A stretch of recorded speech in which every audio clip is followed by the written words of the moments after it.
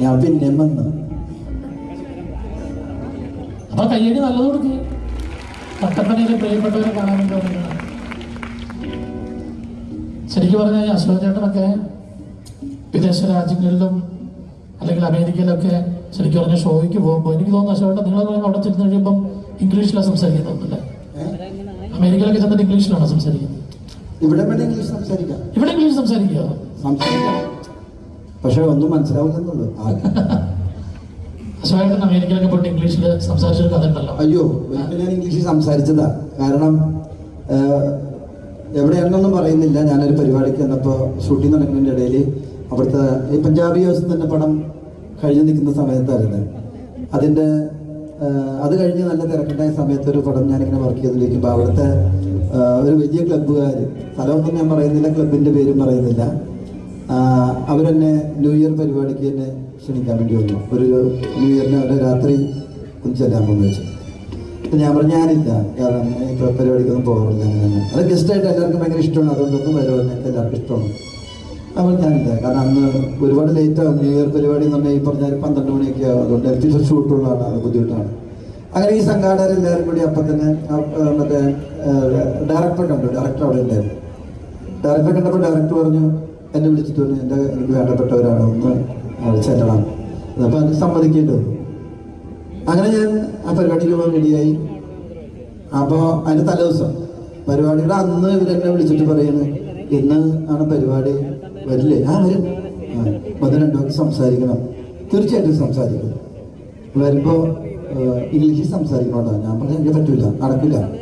കാരണം മലയാളത്തിൽ തന്നെ സംസാരിക്കാൻ എനിക്ക് വ്യത്യാസമില്ല. പിന്നെ ഇംഗ്ലീഷിൽ സംസാരിക്കണം എങ്ങനെ? അല്ല, അതില്ല, ഞങ്ങളുടെ ഗവർണറൊക്കെ വരുന്ന ദിവസവും. നിങ്ങളുടെ ഗവർണറല്ല, ആര് വന്നാലും ശരിയാണ്, എനിക്ക് മലയാളത്തിൽ പറയാൻ പറ്റുള്ളൂ. വീണ്ടും ഡയറക്ടറിൻ്റെ അടുത്തുണ്ട്.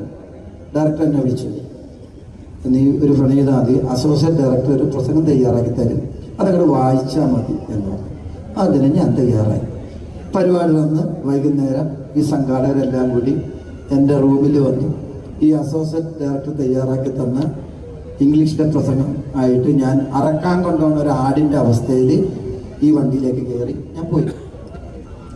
അവിടെ നിന്നപ്പോൾ ശരിയാണ്, വേദിയിൽ കുറേ പേര് കോട്ടുധാരികളായിട്ടുള്ള കുറേ ആൾക്കാർ ഇരിപ്പുണ്ട്. നല്ല ചൂടുള്ള സമയമാണ്, കോട്ടുധാരികളായിട്ടുള്ള കുറേ ആൾക്കാർ ഇരിപ്പുണ്ട്. കൂടാതെ ഗവർണർ എന്ന് പറയുന്ന ആൾ ഇരിപ്പുണ്ട്. കാരണം ഗവർണർ എന്ന് പറഞ്ഞാൽ കോട്ടിൻ്റെ മുകളിൽ പിന്നെയും ഒരു സ്പൈഡർമാൻ്റെ ഡ്രസ്സും കൂടി ഇട്ടിട്ടാണ് ആളിരിക്കുന്നത്. അപ്പോൾ ചൂടിൻ്റെ ചൂടായിരിക്കും. മണിയടിച്ചു, മീറ്റിംഗ് തുടങ്ങി. എല്ലാം ഇംഗ്ലീഷിലാണ്. അവരിങ്ങനെ പറഞ്ഞു ഞാനൊന്നും ശ്രദ്ധിച്ചിട്ട് കാര്യമില്ല, കാരണം എനിക്ക് അറിയാനും പാടില്ല ഇംഗ്ലീഷ്. അവരിങ്ങനെ പറഞ്ഞുകൊണ്ടിരിക്കുക, ഇടയ്ക്ക് ചിരിക്കുന്നുണ്ട്, കൈയടിക്കുന്നുണ്ട്. ഞാൻ ചിരിക്കാനും നിന്നില്ല, കൈയടിക്കാനും നിന്നില്ല. കുറേ കഴിഞ്ഞപ്പോൾ പരിസ്ഥിതി അശോകൻ എന്ന് പറഞ്ഞപ്പോൾ ഞാൻ ഇന്ന് നോക്കിയപ്പോൾ സംസാരിച്ചോളൂ എന്നുള്ള റാങ്കും കാണിച്ചു. ഞാൻ ഈ അസോസിയേറ്റ് ഡയറക്ടർ തയ്യാറാക്കി തന്ന ഈ പ്രസംഗവുമായിട്ട് പ്രസംഗപീഠത്തിൻ്റെ അവിടെ വന്ന് നിന്നു. ഞാനപ്പോൾ അസോസിയേറ്റ് ഡയറക്ടറോട് പറഞ്ഞിട്ടുണ്ടായിരുന്നു, ആദ്യം പറയേണ്ടത് എഴുതണ്ട, അതെനിക്കറിയാം, ലേഡീസ് ആൻഡ് ജെന്റിൽമാൻ. അത് ഞാൻ പല പ്രസംഗത്തിൽ കേട്ടിട്ടുണ്ട്, അതുകൊണ്ട് എഴുതണ്ടാന്ന് പറഞ്ഞു. അങ്ങനെ ഞാൻ തുടങ്ങി, ലേഡീസ് ആൻഡ് ജെന്റിൽമാൻ. ഈ ഒരു വിരലിൻ്റെ സഹായത്തോടെ ഒരു വരി പോലും മാറിപ്പോകാതെ ഞാൻ ഇങ്ങനെ വായിച്ച് അടുത്ത പേജ് എടുത്ത് വായിച്ച് വന്നപ്പോൾ സെക്രട്ടറി സൈഡിൽ നിന്ന്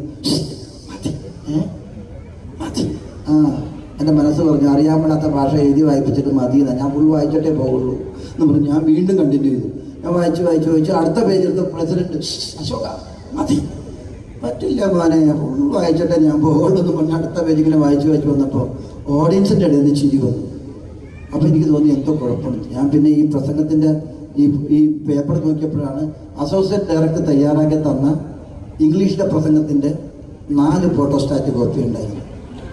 അത് വായിച്ചു തന്നെ പിന്നെയും ഞാനിങ്ങനെ വായിച്ചിട്ടുണ്ട്. അന്ന് ഇതിൻ്റെ അകത്ത് ലേഡീസ് ആൻഡ് ജെന്റിൽമാൻ ഉണ്ടായാൽ മതി, ഞാൻ തന്നെ വേണ്ടാന്ന് പറഞ്ഞു. അങ്ങനെ ഒരു അബദ്ധം പറ്റി. അതിനുശേഷം ഇംഗ്ലീഷിൽ എഴുതി വായിച്ചു വരെ ഞാൻ നിർത്തിക്കളഞ്ഞു.